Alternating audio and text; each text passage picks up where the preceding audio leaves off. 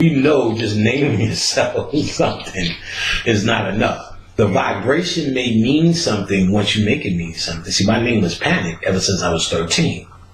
When I became conscious, I said, oh, that's Pan. And then I was able to look back and say, oh, now that I understand the energy of Pan, it does mean something. But if I wasn't aware of it, niggas still be going, yo, where did my man Panic? And I'd be like, yeah, what's up, nigga? I'm going to the post office to work right now. It wouldn't mean nothing. So just having a name alone, because I've been hard on names for years. Just having a name alone is not saving us. You know, people give me these names when they addressing me with all this fucking dignity. I'm like, bitch, I like you better as Stephanie. You know what I'm saying? Sharon. You know what I mean? Kimberly. You're more effective as that. You know what I'm saying? They're saying Ashuna Asari, Atanasia Omarion, El Malik Mahaj, Shabazz El Bay Yeminya. And then, bitch, bitch, make me some eggs. Get that shit out, make me some eggs, bitch. And it's almost like just saying that is supposed to make them ultra conscious. And see, what I do know about consciousness, when you're not really having a spiritual transformation, then you force that transformation to become physical. So you dress better, your name is better, your hair is better, you use different cocoa butters, you know, you don't use Vaseline no more. You're on the shea butter now. And it seems to be something about that, or you do yoga, and that seems to be enough.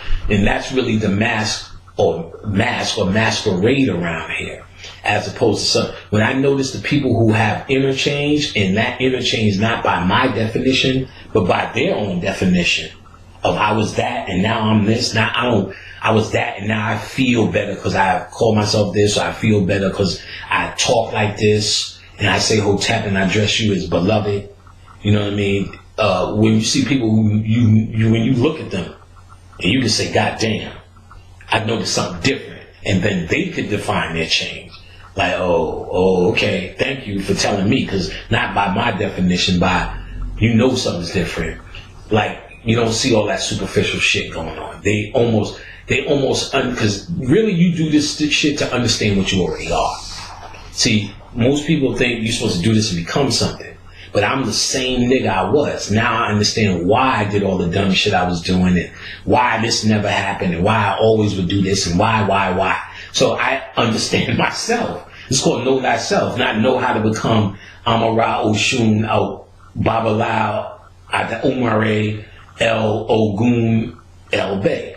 It's not called know how to become that. It's called know how to know thyself. So what is myself? What was I before? And what does that mean? Why was I doing that? Why did I react like that? Why did I didn't take that? Why wouldn't I accept that? And why would I always accept this? Knowing myself. Oh, okay. Why was I panicked? See, I didn't say I like Pan, let me become Panic. Why is Pan Panic, and why does that, how does that relate to me? And why did, and in fact, the way the name was picked was even magical.